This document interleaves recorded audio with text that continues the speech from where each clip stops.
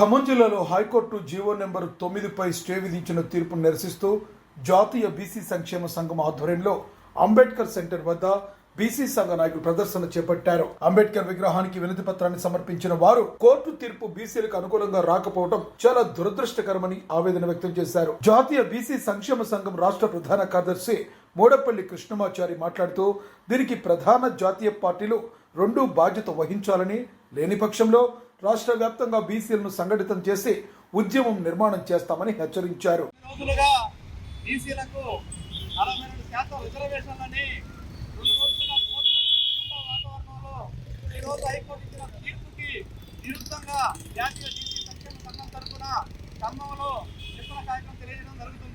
ఒకటే తెలియజేస్తున్నాం, ఈ సమావేశం నుంచి మరి ఇప్పటి వరకు కూడా బీసీలు వెనకబడే ఉన్నారు.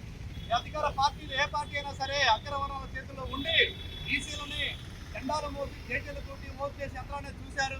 ఇప్పటి వరకు మరి కేంద్రంలో కానీ రాష్ట్రంలో కానీ ప్రధానమంత్రి, ముఖ్యమంత్రులు, రాజ్యసభ సభ్యులు, ఎంపీలు, ఎమ్మెల్యేలు, మంత్రులు అందరూ అగ్రవర్ణాలే ఉన్నారు. మరి స్థానిక సంస్థలలో రిజర్వేషన్ కల్పించి బీసీలకి కనీసం వార్డు మెంబర్లుగా, సర్పంచ్లుగా, మరి ఎస్పీడీసీ, ఎంపీడీసీగా కూడా అవసరం లేదా అని ఈ సందర్భంగా మేము తెలియజేసుకుంటున్నాం. అంతేకాదు ఈ ఉద్యమం ఇక్కడతో ఆగదు. పోను మరి మా జాతీయ అధ్యక్షుడు ఆర్కృష్ణ గారి ఆదేశాల మేరకు ఇంకా ఈ కార్యక్రమాన్ని ఉద్యమం చేస్తామని, రాష్ట్ర వ్యాప్తంగా ఆందోళన కార్యక్రమం చేపడతామని కూడా ఈ సందర్భంగా తెలియజేసుకుంటున్నాం. జై బీసీ.